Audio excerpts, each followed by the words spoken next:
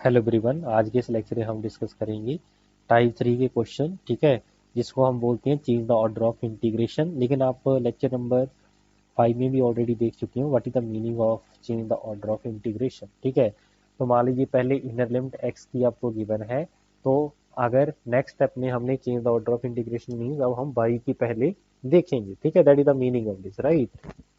कि आपने order of integration को चेंज कर देना मीन्स अगर पहले आप विद रिस्पेक्ट टू एक्स कर रहे थे फिर बाद में बाई कर रहे थे, अब हम क्या करेंगे, पहले विद रिस्पेक्ट टू बाई करेंगे फिर एक्स करेंगे। That is the meaning of this, right.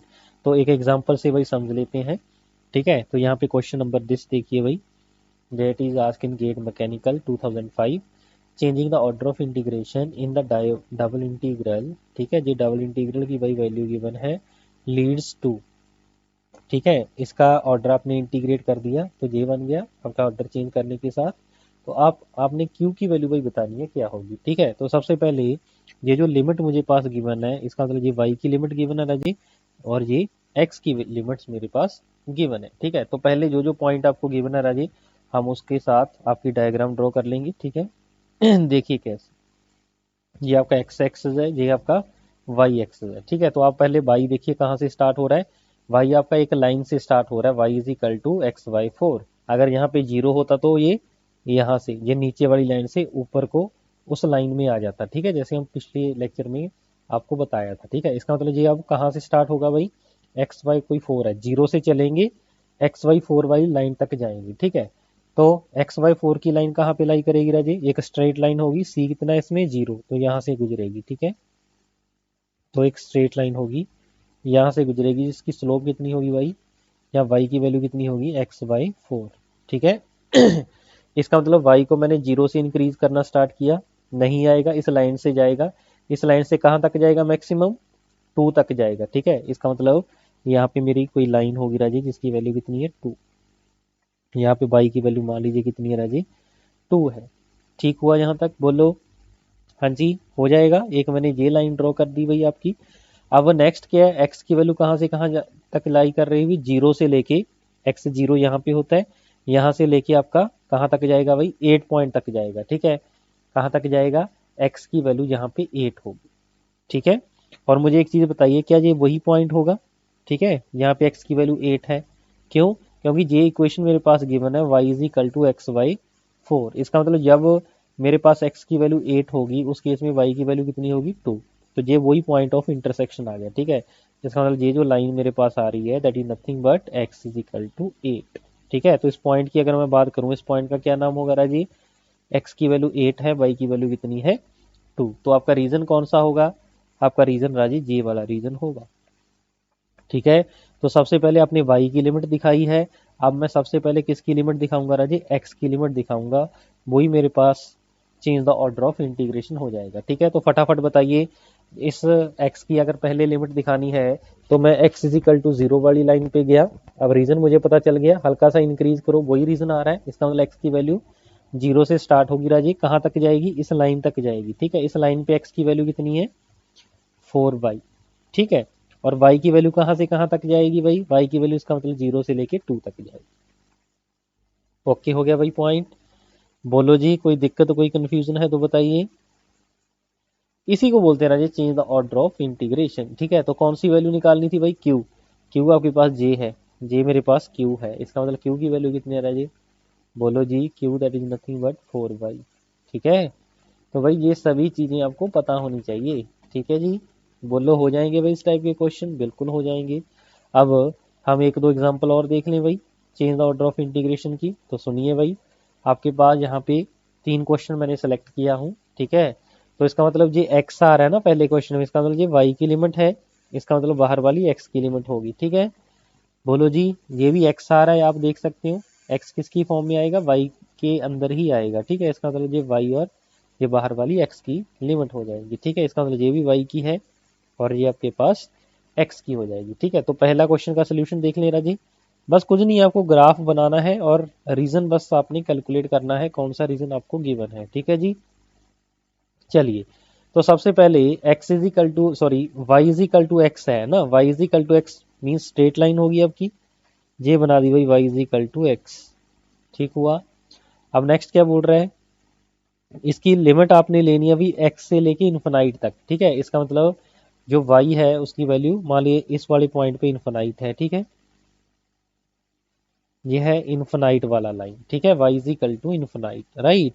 अब x की लिमिट जीरो से लेके, जीरो यहाँ पे है, जीरो से लेके कहाँ तक जा रही है राजी, इन्फिनाइट तक, ठीक है। तो इसका मतलब ये मेरा इन्फिनाइट है ना, y मेरा इन्फिनाइट है, क्योंकि y is equal to x है ना। अगर इस पॉइंट पे मेरे पास y इज इक्वल टू, ये पॉइंट दिख रहा है ना, अगर इस पॉइंट पे y इन्फिनाइट है तो x भी क्या होगा राजी, इन्फिनाइट। तो ये पॉइंट क्या हो गया, इन्फिनाइट कॉमा इन्फिनाइट। रीजन कौन सा आ गया राजी, ये वाला रीजन आ गया, ठीक है। तो सबसे पहले लिमिट आपने कौन सी ली है, y की। अब मैं क्या लूंगा, x की, फिर क्या लेंगे, y की लिमिट, राइट।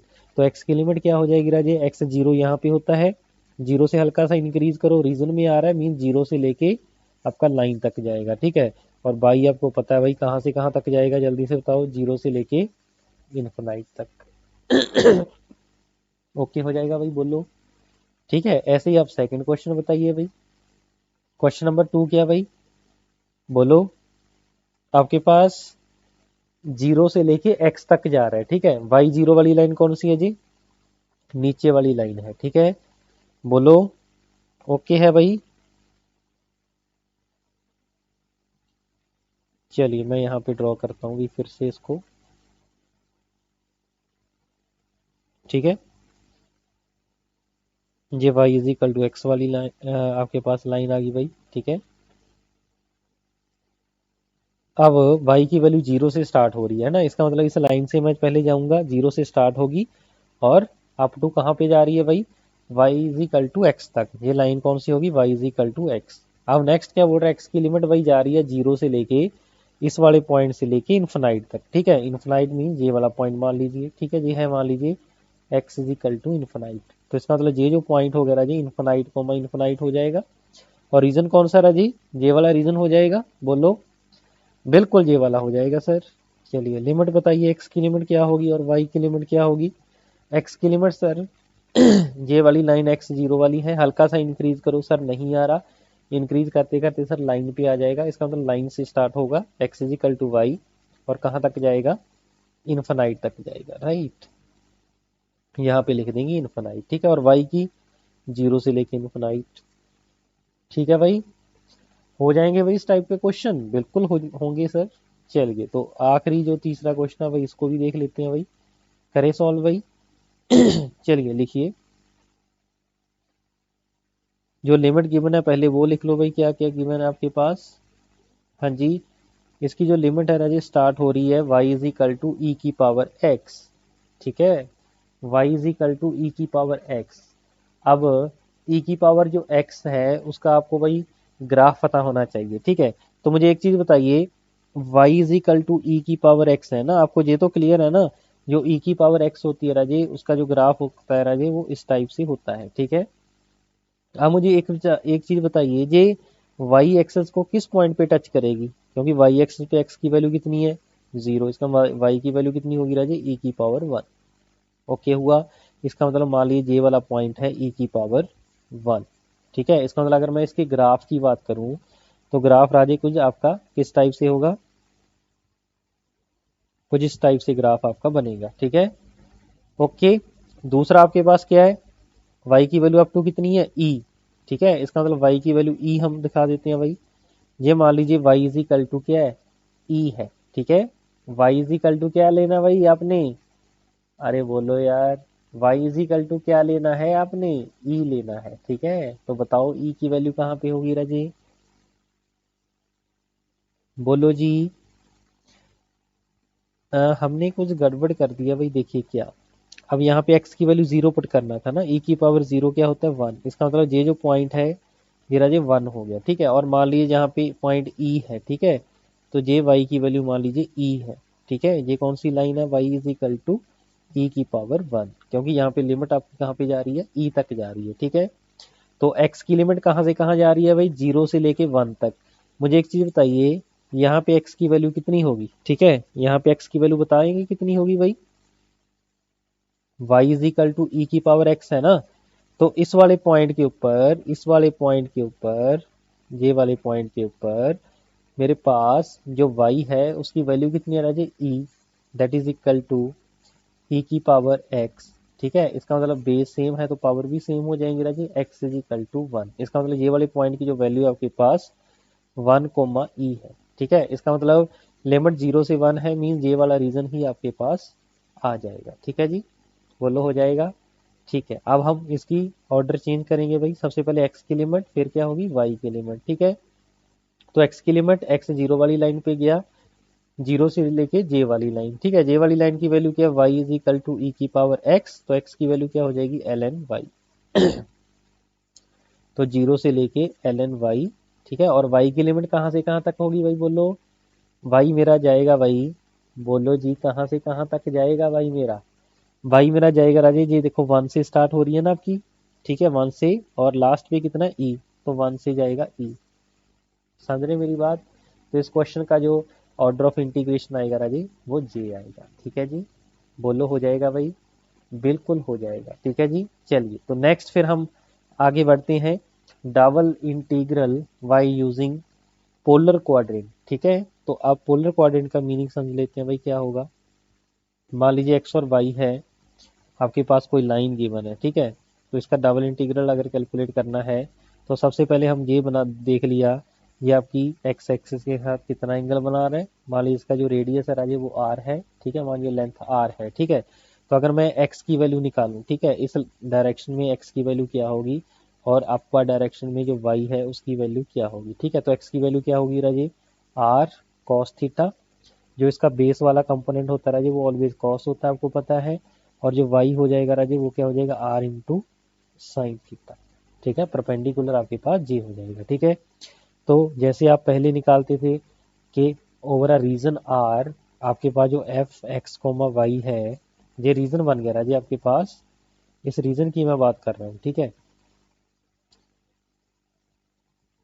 ठीक है, तो f x d x d y, पहले तो आप क्या करते थे भाई, एक्स की लिमिट और वाई की लिमिट निकाल लेते थे। ठीक है, अब हमने क्या किया, इसको पोलर क्वाड्रेंट में चेंज कर दिया। ठीक है, उसमें क्या होगा भाई, जो एफ होगा, यहाँ पे एक्स और वाई है, उसकी जगह पे हम क्या लिख देंगे, r cos theta, r sine theta. ठीक है, डी एक्स डी वाई की जगह पे आपने लिखना है are d r d theta. ठीक हुआ, और ये जो लिमिट की अगर मैं बात करूं, ठीक है, तो जो इनर लिमिट होगी वो ऑलवेज लिमिट ऑफ आर होगी, लिमिट ऑफ आर होगी, और ये क्या होगा, लिमिट ऑफ, बोलो जी, थीटा होगा। ठीक है जी, तो ये चीज भाई आपने याद रखनी है। ठीक है, चलिए क्वेश्चन के साथ देखते हैं भाई कि आपके पास क्या होगा। ठीक है, इसके दो क्वेश्चन मैं आपको करवाऊंगा भाई। लिखिए क्वेश्चन, इवेल्युएट रीजन आर, आपके पास गिवन है x y d x d y, where R is region in first quadrant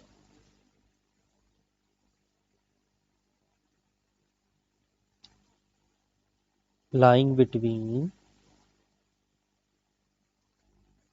circles x square plus y square equal to 1, हाँ जी, and x square plus y square equal to 4। ठीक है, तो सबसे पहले हम क्या करेंगे राजेश, इसकी डायग्राम बना लेते हैं। ठीक है, दो सर्कल के बिटवीन लाई कर रहे हैं। ठीक है, मींस आपके पास पोलर क्वाड्रेंट का हम यूज करेंगे, राइट। देखिए सबसे पहले सर्कल क्या है भाई, x square plus y square equal to r square है ना, तो इसका मतलब सर्कल ड्रॉ करेंगे जिसका रेडियस कितना है जी, जिसका रेडियस है आपके पास 1। ठीक है जी, तो ये 0, ये पॉइंट कौन सा हो गया, 1 हो गया। ठीक है, फिर दूसरा सर्कल ड्रॉ करेंगे जिसका रेडियस कितना है जी, 2। ठीक है, तो दो रेडियस का भाई यहाँ पे हम सर्कल ड्रॉ कर लेंगे।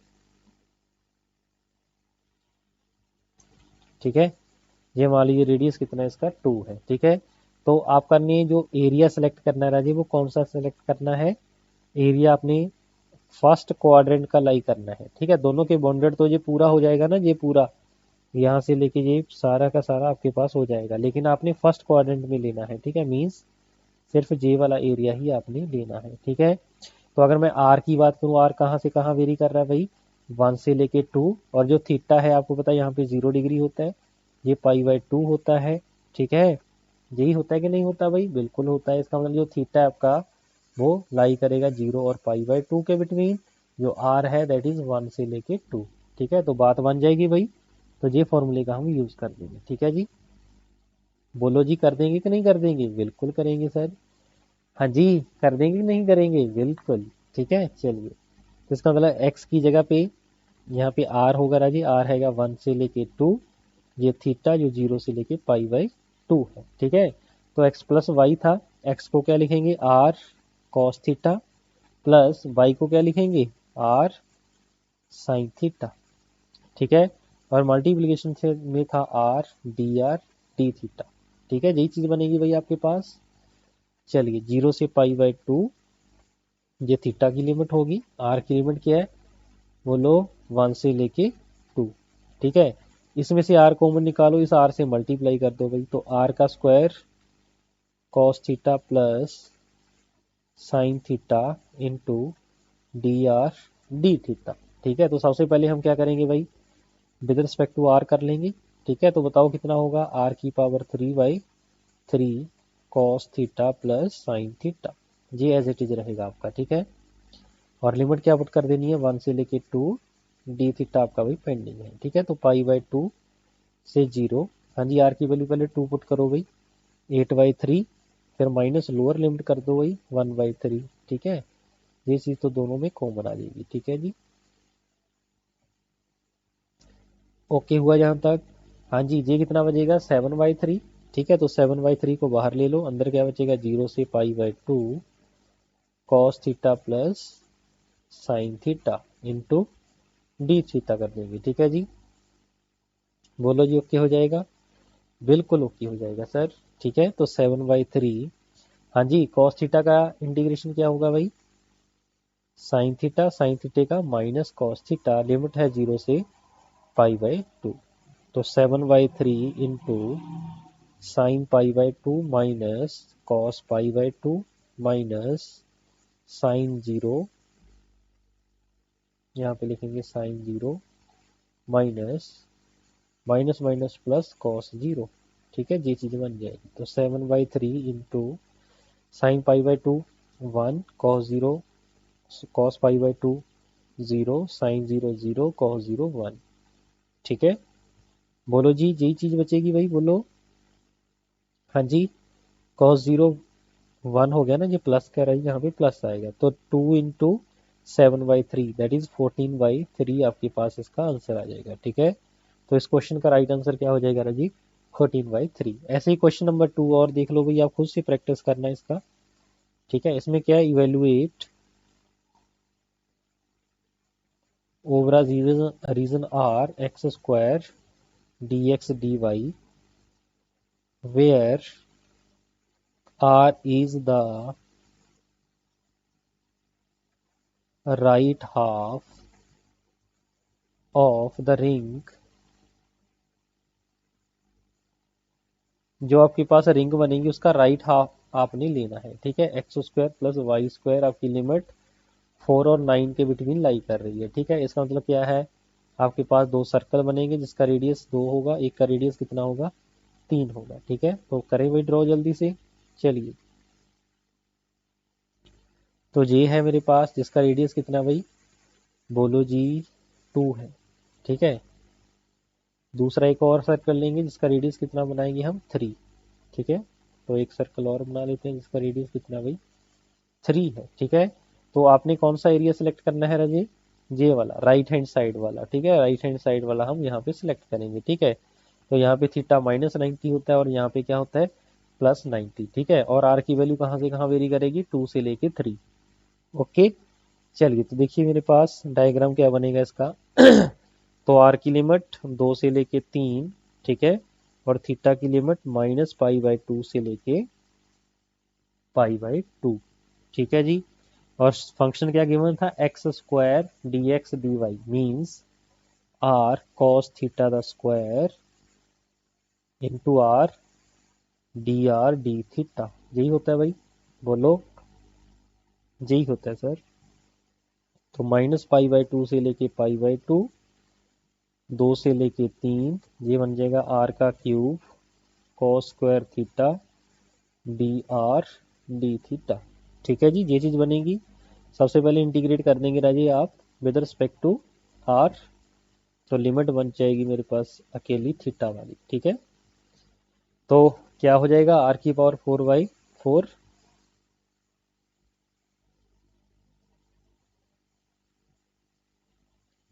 साथ में क्या आ जाएगा कॉस स्क्वायर थीटा इंटू, बोलो जी डी थीटा, और लिमिट क्या है 2 से लेके 3। ठीक है, तो कर दे भाई इसको सिंप्लीफाई, बिल्कुल करना पड़ेगा सर।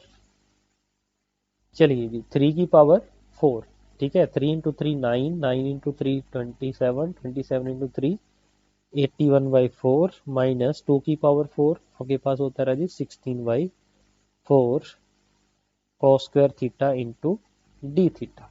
बोलो जी, यही चीज बनेगी भाई।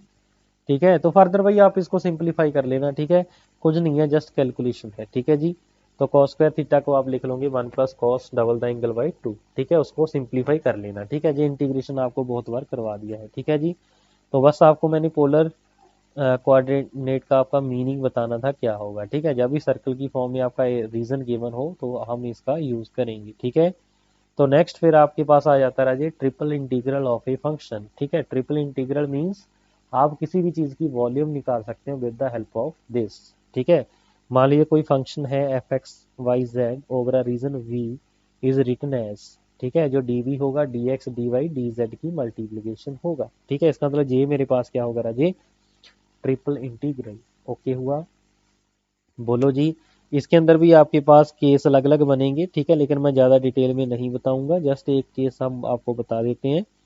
मान लिया 3 इंटीग्रेशन होंगे भाई। ठीक है, एक लिमिट आपके पास गिवन होगी फंक्शन ऑफ एक्स और वाई, मान लो फाई से लेके साई एक्स कोमा वाई। ठीक है, अगली जो आपके पास फंक्शन होगा मान लीजिए वो फंक्शन ऑफ एक्स है, अगला क्या होगा फंक्शन ऑफ एक्स होगा, अगला मान लीजिए कोई कांस्टेंट गिवन है। ठीक है, इसका मतलब ये हुआ ये 3 वेरिएबल है ना आपके पास एक्स वाई जेड, इसका मतलब ये एक्स और वाई दोनों में आ रहा है, इसका मतलब ये जेड की वैल्यू होगी, जेड की लिमिट होगी। ठीक है, इसमें एक्स आ रहा है, इसका मतलब ये वाई की लिमिट होगी, ये कांस्टेंट है, इसका मतलब बाकी कौन बच गया एक्स, तो ये एक्स की लिमिट होगी। ठीक है, तो इस केस में ऑर्डर ऑफ इंटीग्रेशन क्या होगा, बस यही आपने बताना भाई। ऑर्डर ऑफ इंटीग्रेशन क्या होगा, जिसमें नंबर ऑफ वेरिएबल ज्यादा होंगे पहले उसका होगा। ठीक है, जेड में नंबर ऑफ वेरिएबल ज्यादा है पहले जेड का होगा, फिर वाई का होगा, लास्ट में जो कांस्टेंट होगा राजे उसका होगा। ठीक है जी, तो आगे क्या हो सकता है, यहाँ पे आपके पास वाई और जेड हो सकता है। ठीक है, और यहाँ पे जेड हो सकता है, उसके अकॉर्डिंगली आपका ऑर्डर ऑफ इंटीग्रेशन चेंज हो जाएगा। ठीक है जी, तो ज्यादा इसमें बताने वाली बात नहीं है। ठीक है, आप इजिली कर सकते हैं। ठीक है जी, चलिए इसके ऊपर एक क्वेश्चन देख लेते हैं, फिर इस टॉपिक को करते हैं क्लोज। ठीक है जी, चलिए तो मेरे पास ये क्वेश्चन गिवन है भाई x y x plus y plus z d x d y d z, और एक्स की लिमिट गिवन है, वाई की लिमिट गिवन है, जेड की लिमिट गिवन है। ठीक है, तो आप पे डिपेंड करता है राजे आप किसकी कौन सी लिमिट लेते हो। ठीक है, सभी कांस्टेंट है तो कहीं पे भी किसी भी की लिमिट आप ले सकते हो। ठीक है जी, ओके हो जाएगा भाई, बोलो बिल्कुल। चलो मान लीजिए यहाँ पे मैं ऑर्डर एक्स की ले रहा हूँ 0 से 1, ये वाई की ले लेते हैं भाई 1 से लेके 2, जेड की लिमिट ले लेते हैं 2 से लेके 3, x plus y plus z d x d y d z. तो सबसे पहले हम इंटीग्रेट करेंगे विद रिस्पेक्ट टू जेड। ठीक है, वाई इज इक्वल टू 1 से लेके 2, तो x z plus y z plus z square by 2, limit है 2 से लेके 3 डी एक्स डी वाई बच जाएगा। ठीक है जी, तो भाई वैल्यूज जल्दी से फटाफट पुट कर दो भाई।